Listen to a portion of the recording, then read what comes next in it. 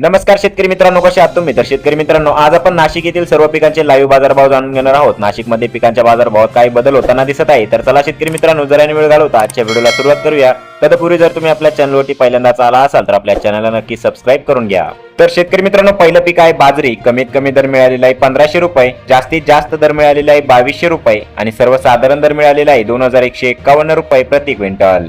तर शेतकरी मित्रांनो, पुढील पीक आहे गहू. कमीत कमी दर मिळालेला आहे 2138 रुपये, जास्तीत जास्त दर मिळालेला आहे 2496 रुपये आणि सर्वसाधारण दर मिळालेला आहे 2375 रुपये प्रति क्विंटल. तर शेतकरी मित्रांनो, पुढील पीक आहे ज्वारी. कमीत कमी दर मिळालेला आहे 2850 रुपये, जास्तीत जास्त दर मिळालेला आहे 2850 रुपये आणि सर्वसाधारण दर मिळालेला आहे 2850 रुपये प्रति क्विंटल. तर शेतकरी मित्रांनो, पुढील पीक आहे हरभरा. कमीत कमी दर मिळालेला आहे 4852 रुपये, जास्तीत जास्त दर मिळालेला आहे 5200 रुपये आणि सर्वसाधारण दर मिळालेला आहे 5100 रुपये प्रति क्विंटल. तर शेतकरी मित्रांनो, पुढील पीक आहे मक्का. कमीत कमी दर मिळालेला आहे 1762 रुपये, जास्तीत जास्त दर मिळालेला आहे 2116 रुपये आणि सर्वसाधारण दर मिळालेला आहे 2060 रुपये प्रति क्विंटल. तर शेतकरी मित्रांनो, पुढील पीक आहे सोयाबीन. कमीत कमी दर मिळालेला आहे 6000 रुपये, जास्तीत जास्त दर मिळालेला आहे 6526 रुपये आणि सर्वसाधारण दर मिळालेला आहे 6490 रुपये प्रति क्विंटल.